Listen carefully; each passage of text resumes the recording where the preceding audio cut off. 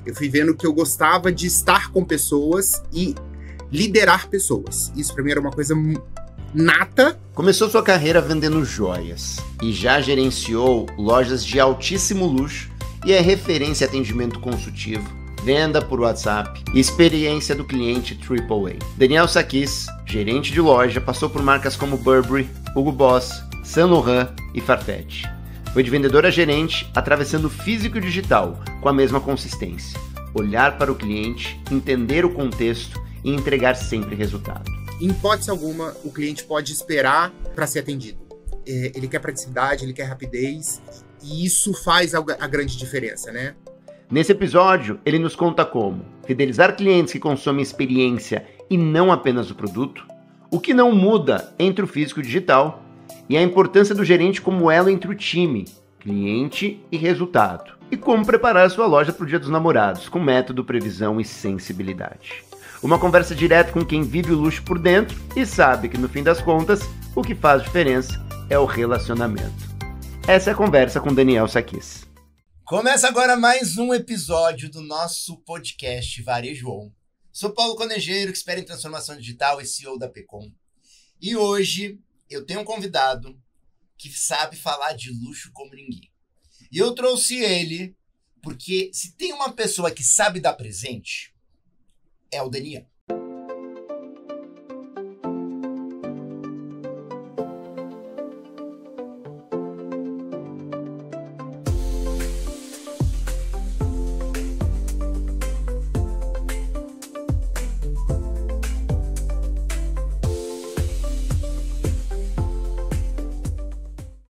O Daniel me salva. Sempre assim, Dani, o que eu compro? Dani, o que eu faço? Daniel tem essa característica, ele vai contar um pouquinho da história deles, de serviço, experiência para o cliente. Yves Saint Laurent, Burberry, Hugo Boss, NK Store, Farfetch fazem parte do currículo desse gerente de loja, meu amigo, que eu tenho o prazer de convidar aqui para o nosso podcast. Tudo bem, Dani? Tudo ótimo, Paulo. Obrigado pelo convite. Um prazer estar aqui e fazer parte disso. Dani, começa me contando tua história no varejo, né? Já te apresentei com as marcas, mas tudo começou onde? Vamos lá. Tudo começou mais em casa, Paulo, porque eu vim de uma família que gosta muito de receber e de promover experiências. Então isso para mim sempre foi uma coisa muito natural, e gostar dessa relação com as pessoas. E eu formei em moda, queria trabalhar, queria ir pro De onde varejo. você é? Eu sou de Brasília. Brasília. É. Uma mistura de Minas com a Grécia. O pai é grego e a mãe é mineira. E eu precisava eu queria um emprego, queria entrar, e eu sempre gostei muito dessa interação com pessoas. Eu falei, cara, eu vou procurar no varejo. Eu acho que eu me identifico com essa área. E aí surgiu uma oportunidade de trabalhar para uma joalheria. Então, assim, eu fui muito sortudo, porque eu já comecei trabalhando com uma coisa que eu amo, que é joia, e já no mercado de luxo. Gente, um detalhe do dia de hoje, tá? O Daniel anda com um braço de pulseira daqui até aqui. A gente teve que pedir pra ele tirar a pulseira, porque senão ia ficar batendo aqui, ia dar microfonia. Ia ficar horrível o som. A última vez ele me ajudou a comprar uma pulseira. Então, Daniel, assim, então começou esse desejo em casa e depois esse desejo foi pra ganhar dinheiro também, Sim, né? Foi pra ganhar dinheiro, porque eu queria ter minhas coisas, consumir as coisas de luxo que eu sempre gostei. E essa oportunidade surgiu e eu amei o varejo, eu amei as experiências de troca com o cliente, com colegas, com parceiros. Foi muito bacana. Você já começou na Talento? Já comecei na Talento. Como vendedor? Como vendedor. Gente, pra trabalhar como vendedor de joias no primeiro emprego é difícil, né? Mas esse é o ponto que eu quero trazer, porque é um universo onde você tem que trabalhar muito bem aquele cliente. É muito também uma venda de emoção. Você precisa conhecer do produto e é também muito de emoção. A joia, ela representa momentos especiais para o cliente. Então, ou ela vai marcar um noivado, ou ela vai marcar um casamento, ou ela vai marcar o nascimento de um filho.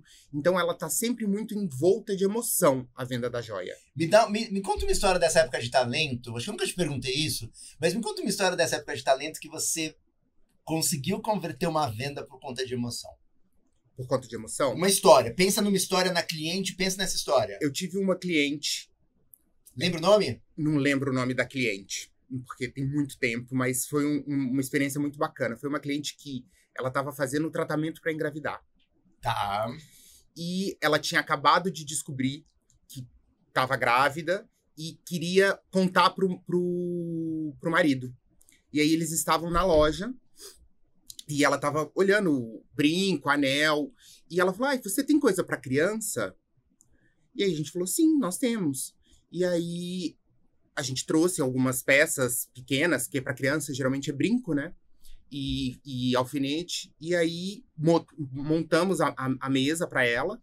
E ela perguntou pro marido, qual que você gostou mais? Aí ele falou, mas por quê? A gente tá tentando ainda. Ela falou, mas a gente já conseguiu. Uau! Isso na loja? Na loja, ela contou. E aí teve choro, e aí teve foi tudo. choro, e aí traz champanhe para comemorar. Ela não pôde, mas ele tomou, e aí a gente ficou super feliz. Foi um momento que todo mundo ficou emocionado dentro da loja, porque ela escolheu a nossa loja para simbolizar esse momento. E aí Uau. o marido, a gente conseguiu converter, ela comprou um alfinete, e o marido acabou dando uma joia para ela também de presente. E aí o ticket foi maravilhoso. E o ticket foi maravilhoso.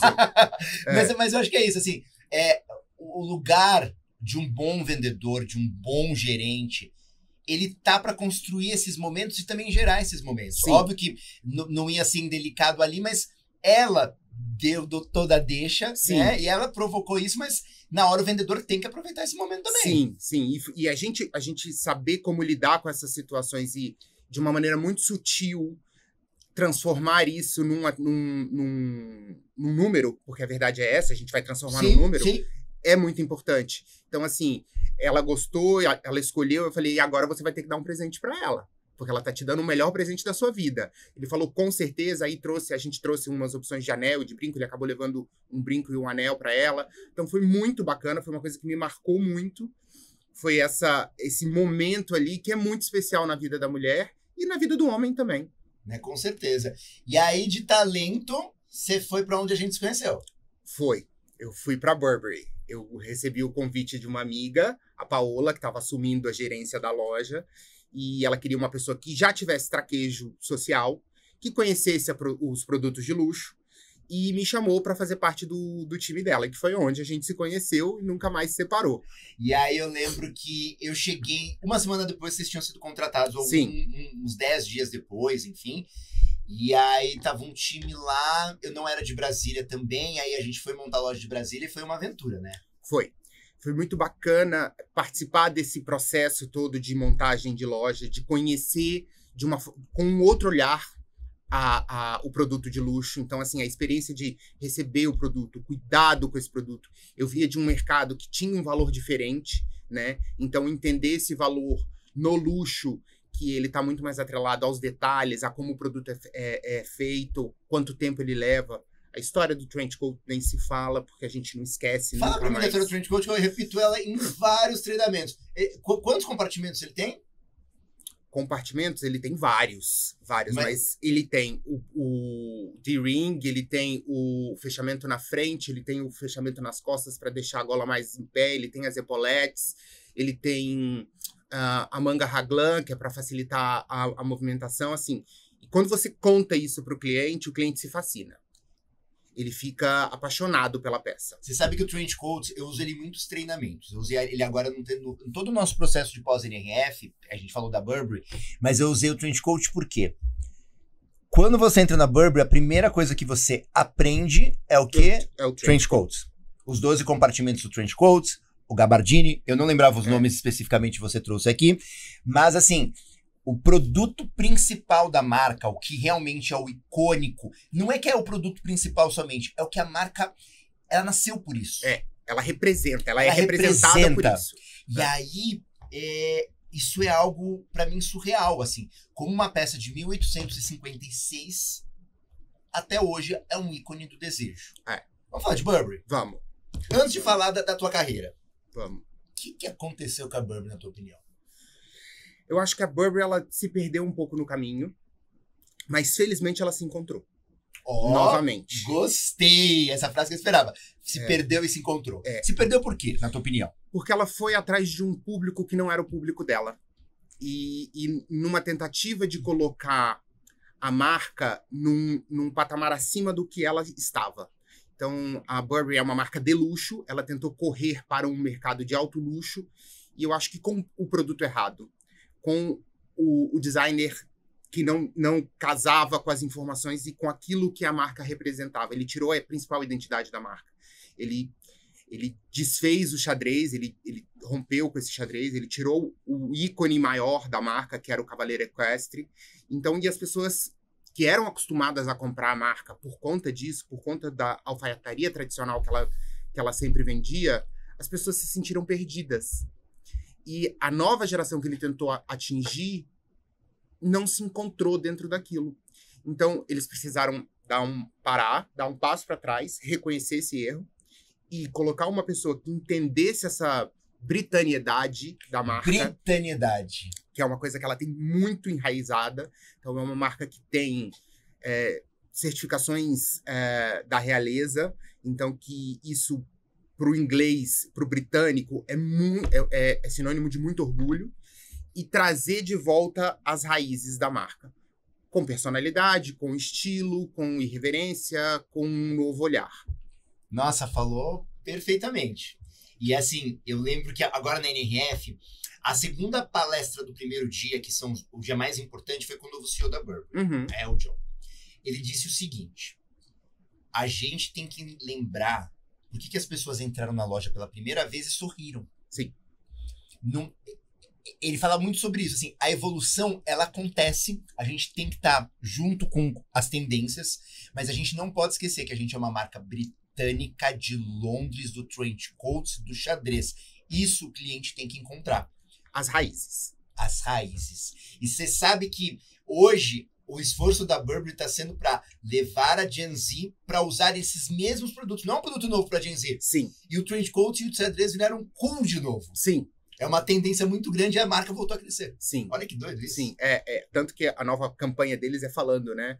A Burberry em qualquer tempo de Londres. Porque é isso, a Burberry ela foi feita para ser usada a qualquer momento. Não só em momentos especiais e não só por pessoas de determinada idade, né? Então, assim, é muito bacana você poder mixar as peças ali dentro, combinando com o trench coat. Um trench coat pode ser colocado em cima de um vestido de festa e pode ser colocado em cima de uma bermuda e uma camiseta.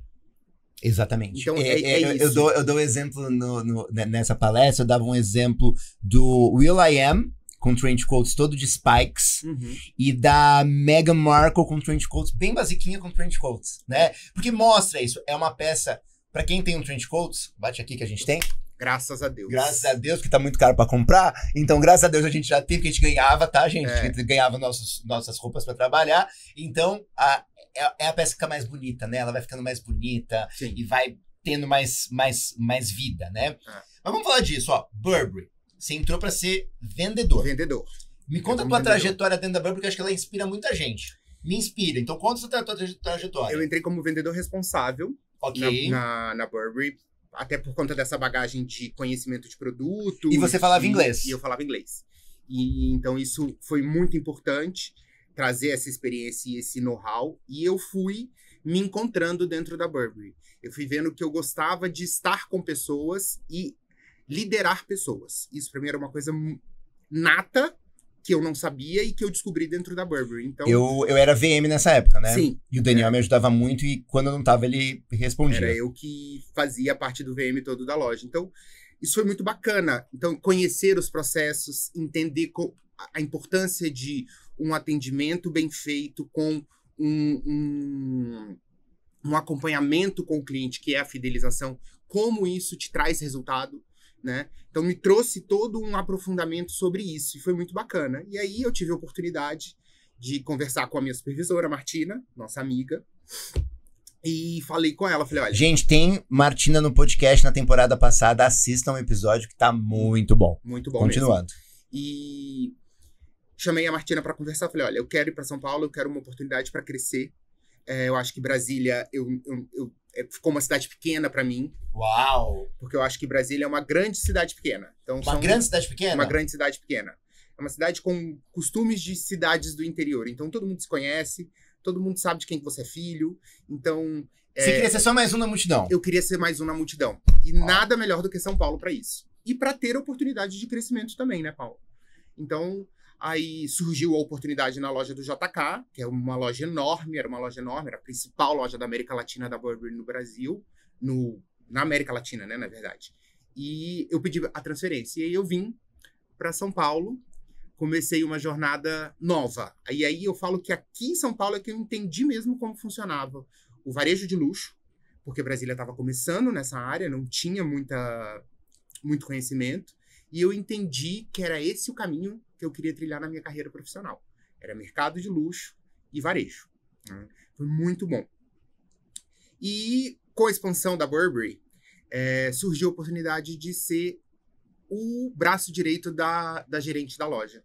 Ela viu que eu tinha tino para plano de estratégia, para conversar com as pessoas, para conciliar as divergências, para orientar o melhor caminho, e aí ela me chamou para ser o subgerente dela. Subgerente. Então, em São Paulo, você é promovida a subgerente. Em São Paulo, eu sou promovida na maior loja na maior loja da América Latina, na época, que era uma loja de 800 metros quadrados, 2 andares.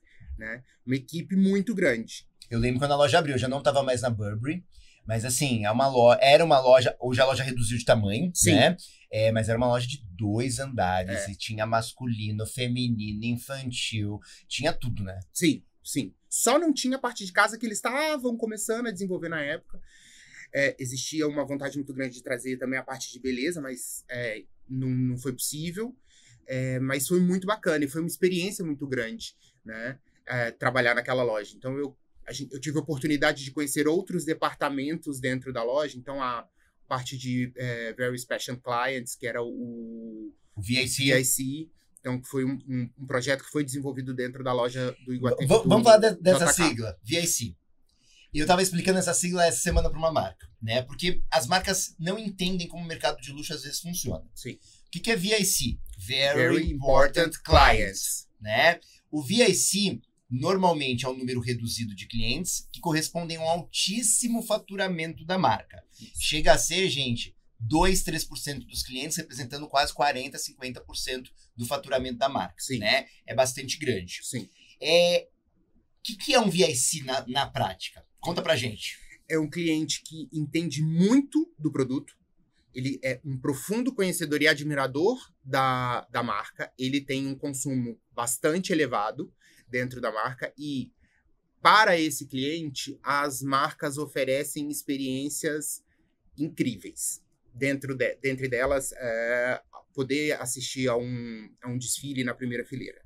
Conta pra mim alguma experiência que você acompanhou junto com a Burberry de cliente VIC. A gente teve, em 2014, o lançamento de um livro do Mário Testino. E o Mário Testino era quem fazia as campanhas da Burberry. Né? E aí, com isso, a gente conseguiu... A Burberry montou um projeto e trouxe, na época, o Christopher Bailey para o Brasil. Então, nós fechamos a loja do JK para os principais clientes e o Christopher Bailey, que era o designer, estava na loja. Então, ele falou com os clientes, ele tirou foto com os clientes, ele autografou peças para os clientes. Então, assim, e ele é um homem muito tímido e muito reservado. Então, e todo mundo sabe disso, né? Então, foi um momento muito especial para os clientes. Eles participaram também depois de um jantar com o cliente, os mais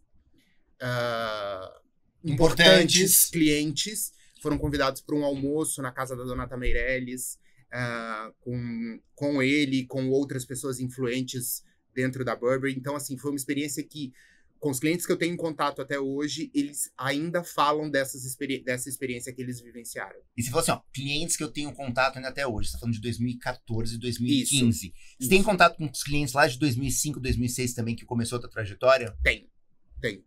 Como mudou, eu saí da joalheria, e joalheria é um estilo de vida também, alguns clientes eu ainda continuei mantendo contato, porque eu consegui trazê-los para dentro da Burberry e levá-los junto comigo. Porque eu acho que o cliente ele se fideliza com a marca, mas ele também se fideliza com o vendedor. Com certeza. Ele se fideliza com a marca, mas antes... Ele precisa se identificar com o vendedor. Exato. E eu tenho a Lúcia, um exemplo claríssimo disso. Então, que é uma pessoa que vem me acompanhando e se tornam amigos, né? Se tornam amigos, pessoas né? No dia a dia. amigas nossas. Exato.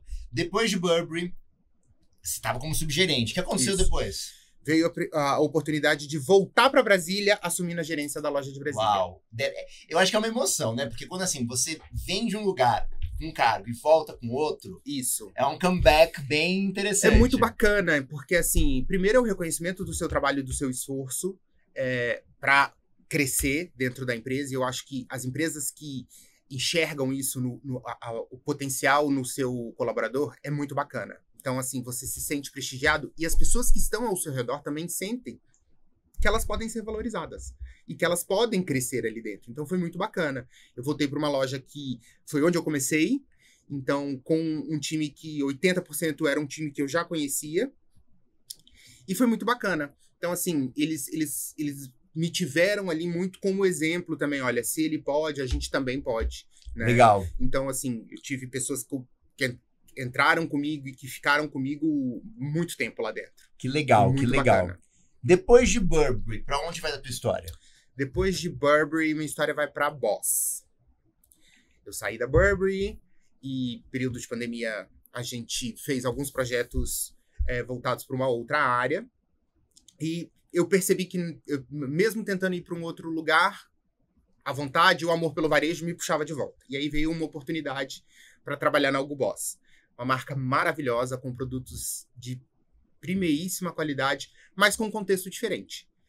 Explica para quem tá assistindo qual a diferença de Burberry e Hugo Boss. Quando a gente fala de produto e fala de marca. A gente tá falando, Burberry é uma marca britânica, Boss é uma marca alemã. Então, assim, as duas têm excelência em qualidade de produto, mas a Boss hoje ela é uma empresa mais tecnológica, então ela prima pela tecnologia para a execução e para desenvolvimento de novos produtos. E no segmento, a Burberry é luxo, a Boss é premium. Tá? Premium, gente, às vezes a gente fala assim, é mercado de luxo tudo. Dentro do mercado de luxo, a gente tem 3 divisões principais. A gente tem a primeira fileira, que é o luxo acessível, ou premium, ou prestígio, como você quiser. Tem várias nomenclaturas, Sim. Mas assim, é uma pirâmide de 3, tá? Essa primeira parte da pirâmide são marcas que a gente considera de luxo acessível. Isso. Né? Que no Brasil elas chegam com preço de luxo. Sim. Né? Sim. Então quando a gente olha a Boss, a gente olha a Coach, a gente olha a Carolina Herrera, elas já chegam com preço bem alto. Sim, e sem sombra de dúvida, a gente está falando aqui de premium, de luxo, porque nós que trabalhamos no varejo entendemos essas categorias. O cliente, ele não tem muito isso claro na cabeça dele. Para ele, é tudo luxo. É tudo luxo. E ele espera um atendimento de luxo também Exato. Numa marca premium. Então você precisa Excelente ponto. Se repensar e se refazer para entender que você não está na mesma marca, não está no mesmo padrão, vamos colocar assim, dentro do segmento, mas que você precisa continuar entregando do mesmo jeito. A entrega é a mesma. Não tem diferença. É a mesma. Então, assim, o trabalho é às vezes até mais desafiador e mais porque você tem menos dinheiro. Sim. Né? E menos recursos. Então, eu saí de uma equipe de 8, fui para uma equipe de 5. Entendi. Então, uma loja do mesmo tamanho, mais ou menos. Uma loja maior. Maior. A loja da Boss em Brasília é maior do que a loja da Burberry. Então, uma quantidade de produtos muito maior, uma variedade de produtos diferente, né? Mas que foi maravilhoso, porque eu aprendi que a gente precisa ser multitarefa e a gente precisa encontrar dentro dos nossos times pessoas que podem ser apoios importantes para a gente na execução do trabalho. Excelente. Me fala sobre isso, porque você é contratado às vezes como vendedor e talvez você tenha que exercer o papel de subgerente. Sim. Porque não tem essa figura na loja. Sim. E como é trabalhar com um associado, um colaborador, esse tema? Como trabalhar esse tema? Eu acho que a gente, como gestor, a gente precisa ter o olhar estratégico para entender os perfis e as diferentes habilidades que cada um tem dentro do seu time. Porque o time ele não é formado por pessoas iguais, somos indivíduos diferentes.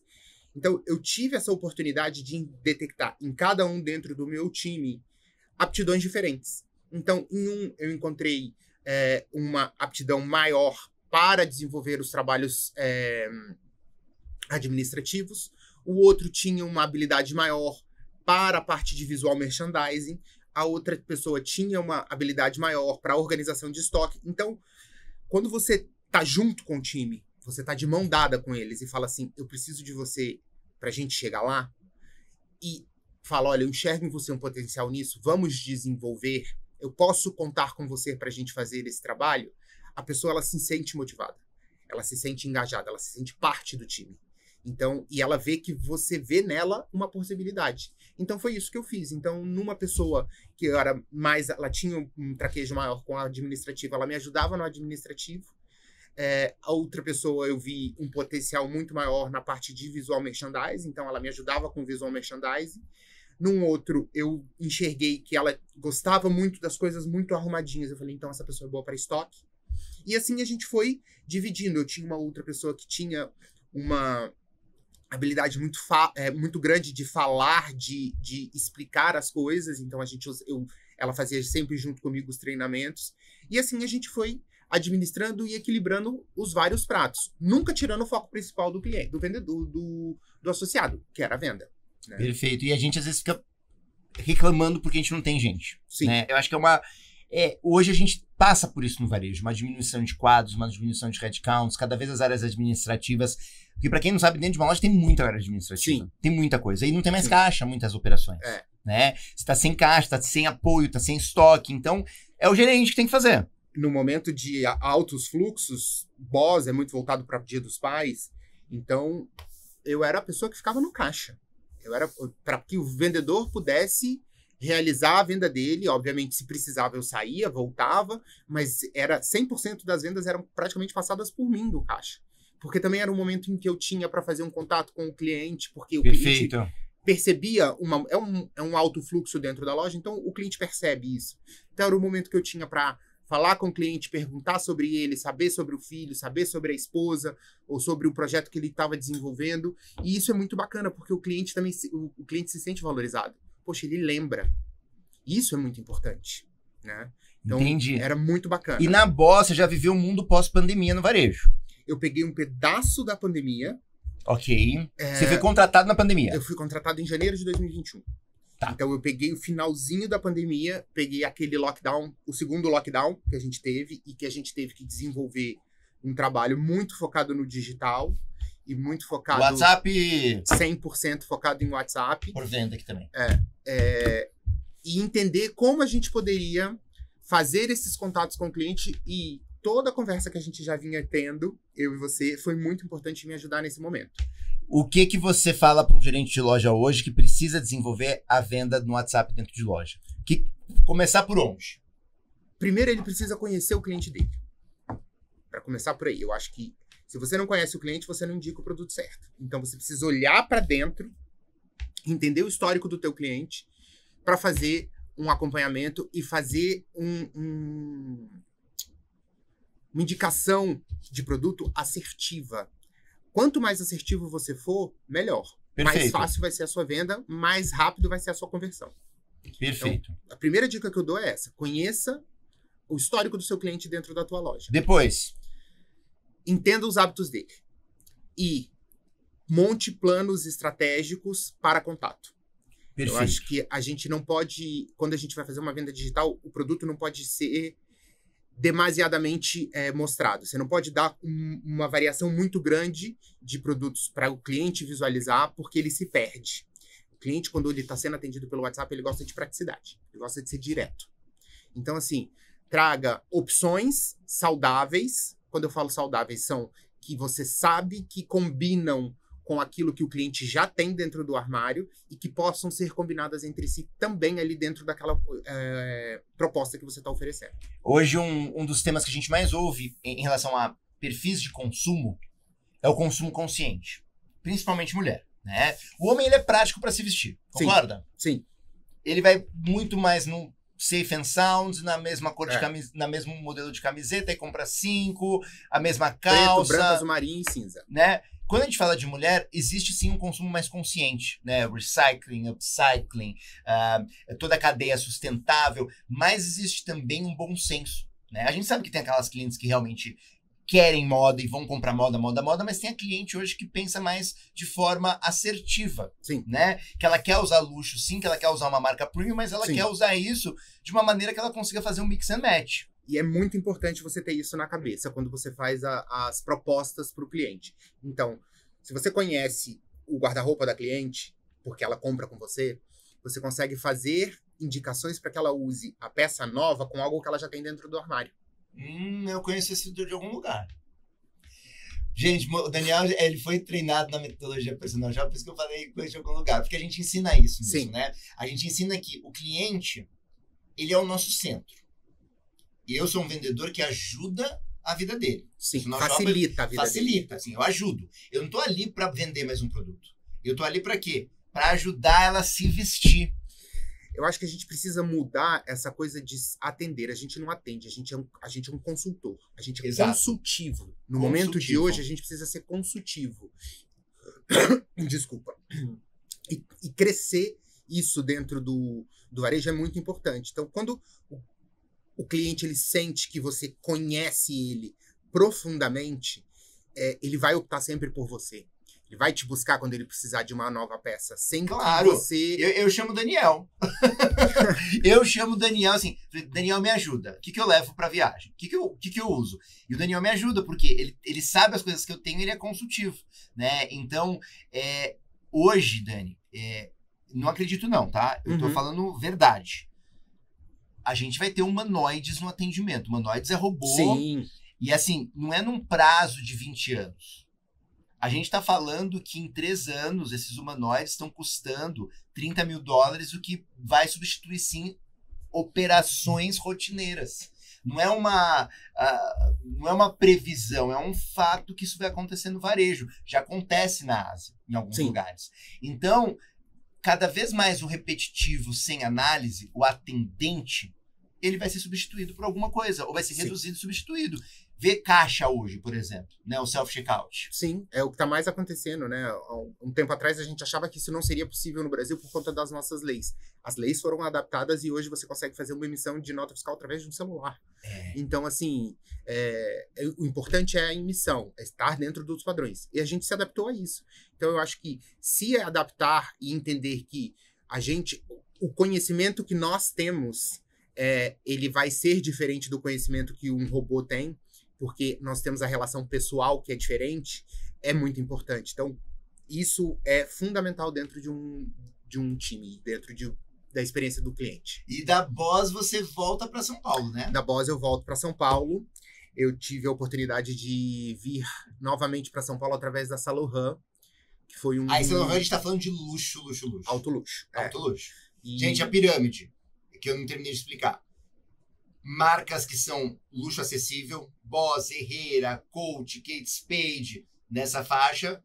Marcas que são luxo, a gente tem Vuitton, Gucci tá aí no meio. Gucci quase chegando lá em Quase cima. chegando em cima. Temos Burberry, temos Burberry. algumas outras marcas aí. E lá em cima a gente tem... Aí a gente vai ter o alto luxo, que aí a gente vai falar de Chanel, vai falar de Saint Laurent, Hermès é ultra luxo já. É o topo da pirâmide, é o topo né? da pirâmide. É o topo da pirâmide. Bottega, essas marcas, elas vão estar em alto luxo. Então, assim, a pirâmide existe, né? Uma pirâmide, depois eu vou pedir para colocar aqui uma fotinho dessa pirâmide. A gente tem essas 3 fases aí, esses 3 segmentos, na verdade, dentro do mercado de luxo. Aí você volta para esse segmento, mas você volta para Saint Laurent, que é uma marca que trabalha muita moda, mas uma marca que tem um legado muito forte, né?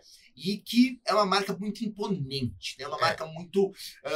que se impõe bastante, que você mostra Ela isso. traz a história dela, o empoderamento da mulher, eu acho que começou ali dentro da Saint Laurent. Então, assim, o Yves Saint Laurent foi muito responsável por trazer esse empoderamento para a mulher. Então, ele veste a mulher com um smoking e transforma isso num rebuliço. Então, foi muito bacana. É uma marca que eu me identifico muito. Eu acho que é uma marca, ela é transgressora. Ela passa do que as pessoas esperam. Ela sempre está te trazendo algo novo na forma de se vestir, na atitude, no comportamento. Então, foi sensacional essa oportunidade. O que é o clássico da Saint Laurent? Porque a gente falou assim, ó, o clássico da Burberry Trench Coat. Boss, a gente tem muito a alfaiataria, mas tem agora uma área de esporte forte também. Mas e a Saint Laurent? Porque o que o cliente vai buscando lá? A Saint Laurent, ela é conhecida pelo Le Smoking. Le Smoking. O Le Smoking é o smoking que o Yves Saint Laurent adaptou para o universo feminino e imortalizou dentro do mundo da moda. Então, ele desenvolveu o tecido que ele queria, com a textura que ele queria, com o corte que ele queria. Então, assim, essa é a peça que, quando o cliente entra, ele entra procurando o blazer Saint Laurent. Mas, na verdade, o nome correto é o Le Smoking. Então, é fantástico. Ele tem um caimento perfeito. Depois, quando outros designers assumiram, acabaram trazendo essa releitura do feminino para o masculino, é muito legal isso. Então, tem também a questão no masculino. Mas, assim, a peça ícone, o legado, ele tá muito ligado ao Le Smoking. Muito bacana. A gente tá, nesse episódio, falando do Dia dos Namorados, né? A gente tá aquecendo o Dia dos Namorados. O que um gerente de loja, na tua opinião, você como gerente, tem que garantir para a equipe no Dia dos Namorados? Tem que garantir no Dia dos Namorados. Assim, passou o Dia das Mães. Independente se a marca é masculina, feminina. Não, isso aí é indiferente. Passou esse período mães.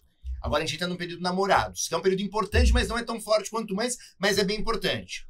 O que um gerente precisa começar a garantir a partir de agora?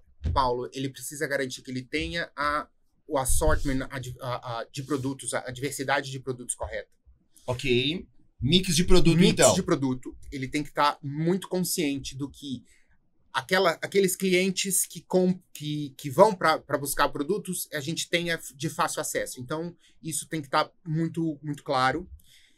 Ele tem que conhecer os clientes dele, porque quando ele conhece os clientes, ele traz informações e ele pode gerar contatos antecipados, então, que é uma coisa muito importante. Então, ele consegue se antecipar e trazer aí o namorado ou a namorada e falar, olha, teu namorado esteve aqui, gostou disso, a gente pode fazer um presente especial para você, dar para ele de presente. Tem que ter uma preparação de estoque, então ter as principais peças que mais saem normalmente de fácil acesso, perto das portas de estoque. Perto das portas de estoque, isso legal. É muito bacana. E uma coisa que eu falo muito é assegurar que você tem a quantidade correta de embalagem. Perfeito, quantidade de embalagem. Porque a embalagem ela é o primeiro presente, ela é o primeiro impacto do presente. Então, se você não tem a embalagem correta para o presente, você pode perder até uma venda por conta disso. E como a gente faz essa venda de WhatsApp? Me conta essa venda de WhatsApp, onde ela começa pro Dia dos Namorados. Para quem ela começa e por onde ela começa? O que você acha? Ela começa pelo menos 15 dias antes, tá? Ok. Com o conhecimento do cliente, mais uma vez, porque aí você vai entrar em contato com o seu cliente através do WhatsApp, levando para ele opções que você sabe que vão ser certeiras. Então, se você tem um cliente que precisa comprar um presente para a namorada dele, a gente tem alguns produtos sempre que vão ser os best-sellers na loja. E adianta inovar no presente? Não inova. Não inova no presente? Não inova no presente. A mulher, ela gosta de bolsa, ela gosta de sapato, ela gosta de carteira. Então, vá no que você sabe que não vai ter erro, né? Então, eu acho que esses produtos são peças-chaves. E se você está fazendo por WhatsApp, crie sempre grupos de produto. Então, faz a montagem, a bolsa com a carteira e um porta-cartão. Então, o sapato e um cinto. Então, dá para você fazer essas combinações. Então, você tem 3 produtos numa foto, só que o cliente consegue visualizar. Então, mas mais uma vez, é importante saber o que o cliente gosta. Porque se você tem uma mulher que não usa salto e você indica salto, você já errou no presente. O Daniel tem um tema muito curioso da trajetória dele, que agora ele foi pro digital, né? As últimas empreitadas dele foi no digital. Foi pra Farfetch, que foi minha ex-casa. Conta um pouquinho da tua experiência, assim. Eu era gerente de loja e fui ser private shopper na empresa que vende mais luxo digital do mundo. Conta isso pra gente. Essa mudança. Foi muito importante, porque assim, como a gente já tinha conversado algumas vezes sobre o assunto, eu já tinha passado por um treinamento com o Ferreirinha, em que ele trouxe o assunto do digital, que é a mistura do físico com o digital. Então, a compra acontecendo no digital e a experiência acontecendo no físico. Então, eu senti que em algum momento eu ia precisar passar pelo digital para conhecer como ele funcionava, né? E veio a oportunidade dentro da Farfetch para trabalhar no segmento de private clients, que é esse topo da pirâmide deles, é o principal tier de clientes, E foi muito bacana porque todo o conhecimento que eu fui adquirindo durante a minha experiência, a minha jornada, eu pude colocar muito em prática. Então, a gente auxiliava o cliente numa troca, a gente auxiliava o cliente a escolher o produto correto para a viagem dele. E é uma relação muito mais direta. O cliente ele é muito direto, então você precisa acompanhar isso. E não dá para você deixar o cliente esperando. Em hipótese alguma, o cliente pode esperar para ser atendido. Ele quer praticidade, ele quer rapidez, e isso faz a grande diferença, né? A gente não falou de uma coisa importantíssima até agora. Meta. Resultado. Sim. Me conta, assim, o que eu queria entender, porque assim, a gente é muito pressionado no varejo.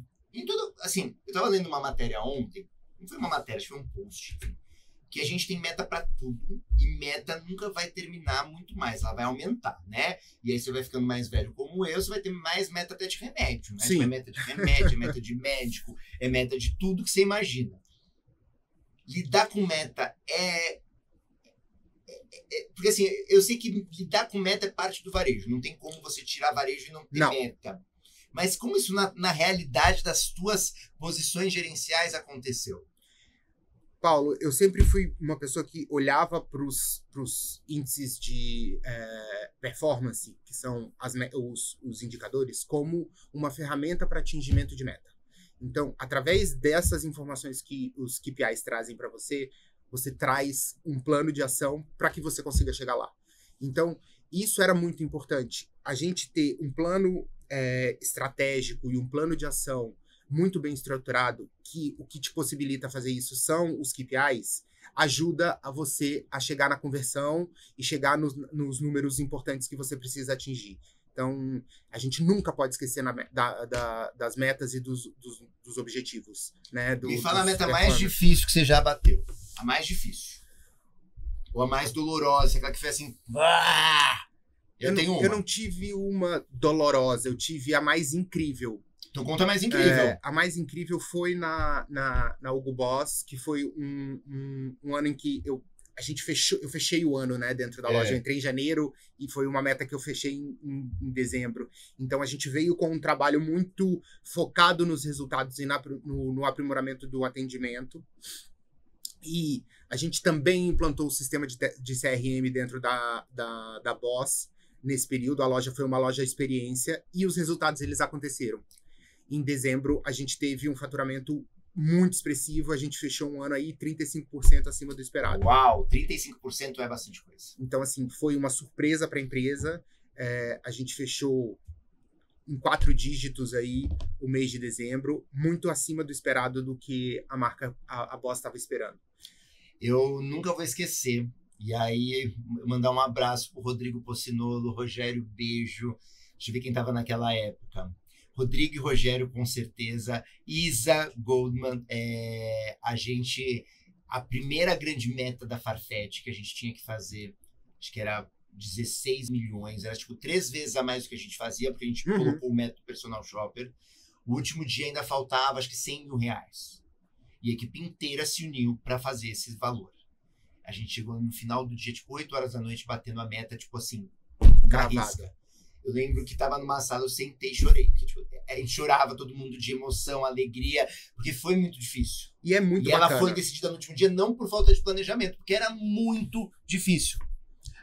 A gente teve que trazer venda de não sei onde, mas essa venda aconteceu. Eu acho que quando você planeja e você segue o planejamento, a coisa acontece.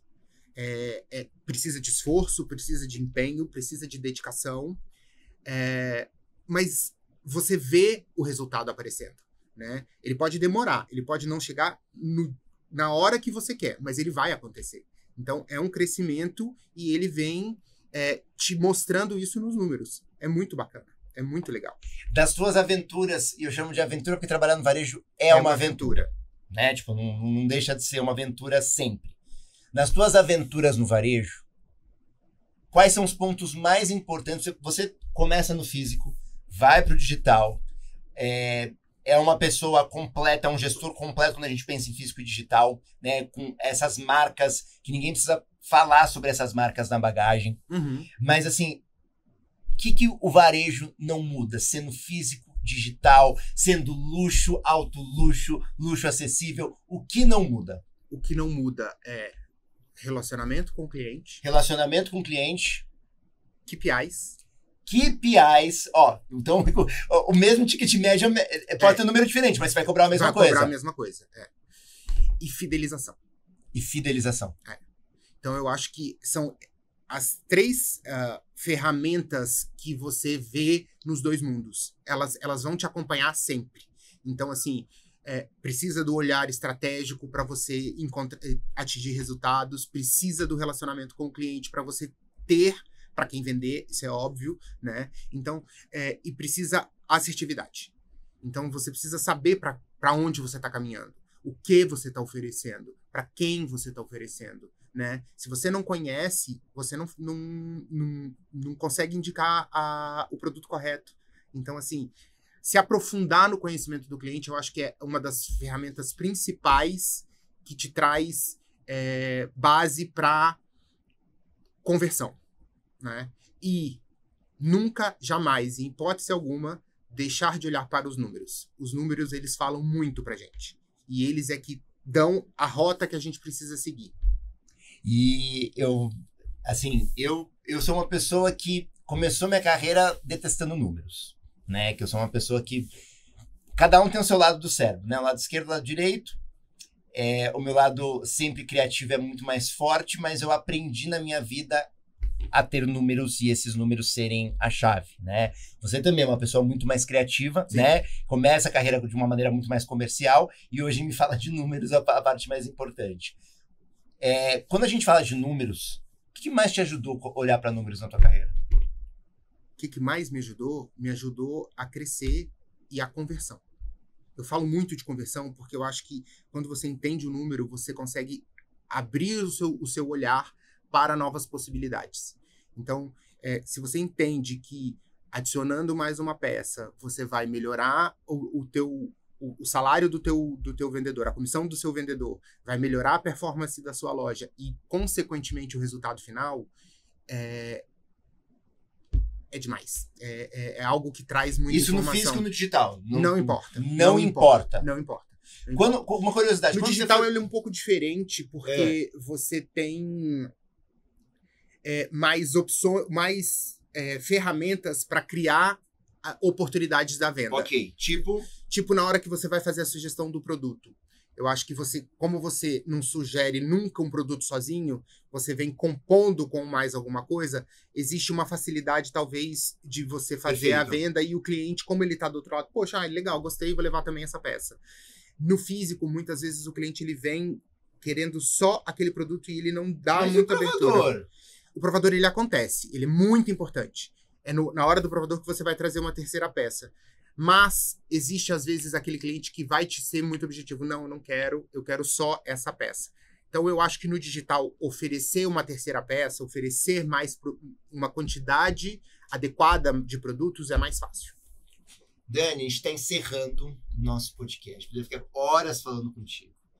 Mas, pensando em Dia dos Namorados, não entregando o presente do Edu, mas pensando em Dia dos Namorados, o que é um presente ideal? Se você tivesse que escolher um presente, um para homem e um para mulher, qual seria o presente do homem e qual seria o presente da mulher? Para não errar. Assim, se você tivesse que escolher um presente para não errar, um para homem e um para mulher. Para mulher, bolsa, sem sombra de dúvidas. Bolsa, olha, eu não tenho namorada, não vou ter, mas assim, minha mãe presentear só bolsa, sapato que eu dou para ela. Não tem erro. Não tem erro, né? Não tem erro. Você pode Bolsa. errar o sapato. Se a verba tiver menor, uma carteira. Uma carteira, ela vai. Ou uma bolsa menor, ou uma bolsa de uma pequena, marca diferente. Perfeito. Né? Mas atento aí. Bolsa. E para homem, eu sempre fico... Namorado, perfume, é uma coisa que é muito bacana, porque você já conhece, mostra essa intimidade, né? Então, eu gosto e eu sou apaixonado por sapato e tênis. Então, assim, um tênis, eu adoraria ganhar um tênis. Também não tem erro, né? Também não tem erro. Não tem erro. Não tem erro. Concordo. Acho que são dois presentes diferentes, mas que vão agradar 100%. Dani, parabéns mais uma vez pela tua carreira, uma carreira bastante notável quando a gente entende essa inquietude de querer se transformar como uma pessoa, como um profissional, saindo do físico e indo pro digital. Então, quero te agradecer pela tua presença aqui. Eu é que agradeço a oportunidade, sucesso, Paulo, mais do que você já está buscando. Muito legal. Gente, mais um episódio do nosso podcast Varejo On. Esse episódio foi patrocinado pela Metodologia Personal Shopper. Para você que ainda não sabe, a Metodologia Personal Shopper te ajuda a treinar seus gerentes e vendedores para que eles consigam o que o Daniel falou, conversão. Seja no WhatsApp, seja na loja física. O foco pro Dia das Mães e Namorados está aqui, ó, celular, WhatsApp. A gente ensina o passo a passo que o Daniel trouxe aqui muito bem, de uma forma estruturada para você e para sua equipe conseguirem bater todas as metas pensando no nosso fluxo. Para você que nos assiste, dá um comentário aqui, joga a tua pergunta, dá um joinha, é muito importante para a gente continuar o nosso conteúdo do Varejo On. Um beijo e até o próximo episódio.